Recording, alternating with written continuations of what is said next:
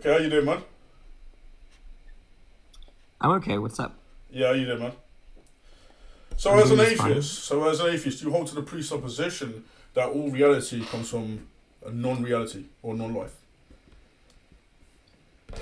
But as an atheist, I don't think atheism implies that. Well, explain how it doesn't. It's just the belief that there are no gods. Well, you're just saying just to believe there is no gods, but is that a presupposition about all reality? Yes or no? It may be a presupposition, but not Thank you. necessarily. Well, yeah, it's going to be a presupposition because it's not going I to don't see be how. it's not going to be a subjective claim unless you believe that those who claim it are deluded and are just believing things just for the sake of it. So it's either they're believing things because they generally perceive that to be the case, that reality proves that in fact there is no God, or of course they are deluded and just saying things just for the sake of saying them. The irony of that. But So, what do you Danny, mean? let me help you out a bit. So, it's not about not that. So, do you think that all things that are contingent come from something that is necessary? I don't believe that. You don't believe that. Why don't you believe that? I don't think there are any concreta that are necessary. Well, I mean, I would say this. Look, if in order for there to be a cause, there has to be, of course, a reaction. There has to be something to cause something. Do you believe that's what reality shows us? Or do you believe reality shows us that something can essentially come out of nothing? Sorry, what's the dichotomy there? It didn't seem like a strict dichotomy. Okay, so okay, let me help you out a bit. Okay, so do you believe that all things that are contingent have something which is necessarily behind it in order to cause it? And we'll Yeah, I answered mash it that up. question. I said no. Okay, so then what you're essentially saying is that all things that have a cause don't necessarily have to have a cause. Can you provide evidence as to how that is going to be the case? I don't see why I would be committed to that for my answer. Well, but you would, right? Because you're assuming the presupposition that all things that are contingent cannot have in themselves have a necessary cause. Well, I So didn't say anything about I'm canon. asking you about the presupposition about necessary causes, because obviously the universe posits a cause. According to the theory of the Big Bang, of course, there is a cause to the universe. Of course, so if there is a cause, there has to be something behind that that necessarily causes all things. That thing would have to have a mind in order to generate reality. And if that is the case, of course, then that points to a god, a deity, a personal being. But before we get there, I just want to deal with the presupposition you're holding to by stating that things essentially that are caused don't have to have a cause. So I didn't say anything like that. but that's what you're stating when you say that all contingent things don't have to have a necessary cause. I just said I don't think that all contingent things are explained by necessary cause. Yeah, but then you have to Necessary. argue. You'd have to argue why that is not the case, though. You can't just make the claim. I have to argue why I don't. That the fact that I don't hold that. Well, you have to argue why that is logically consistent with the universe we live in. So you'd have to argue how that is the case. You can't just make the claim. Well, you asked me a question. I don't really care if you accept what I'm saying. Okay, Right? but that sounds like a cop out. That sounds like the greatest cop out I've ever heard.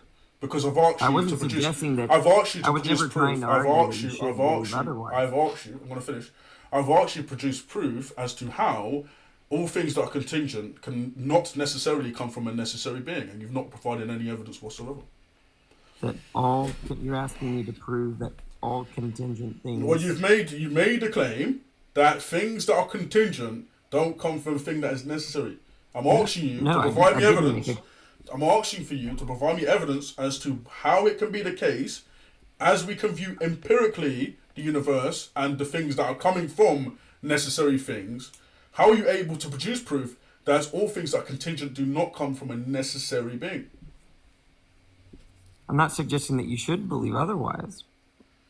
Right, but Not in this you're conversation. making so you're making a claim. So what you're saying is that nobody in the comment section should value any claim you make because ultimately it's just subjective. No, you're confused. So if you were to ask me, Danny, do you believe that I'm a doctor? And if I would say I don't believe that you're a doctor because I don't know, let's say. Well, I'm me not saying to you, so suggesting. hold on, I me don't know. saying You to see you, how I do don't I understand believe this? You you see how are an occupation I of a don't job understand why you're has interrupting. I nothing just to don't know. do I with don't whether know you why you're believe in a interrupting. presupposition about I reality. don't know Those why are you're two different interrupting. things. I don't know how you don't understand. Those are two different things.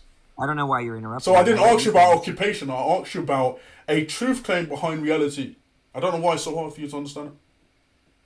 I don't know why you interrupted me. Right, but you're not dealing with the point. So I'm going to need you to deal with the point. What's your point? Well, you still don't understand what my point is. This is quite confused. You still don't understand what the point is. So all things that are in reality necessarily come from a necessary being, right? That's what I'm positing to you. Why would anyone accept that? Okay.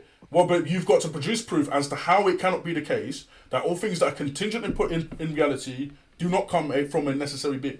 Lord, do some more time. So if I'm understanding you, you made a point and you don't want to support it, so you're shifting the Right, burden. but you haven't dealt with you haven't attacked the point. You're just attacking me. You're just shifting the burden. Okay, you're not dealing with a point. Are you going to deal with a point? Can you prove to me that all things that are contingent do not come from a necessary being? I never made that claim.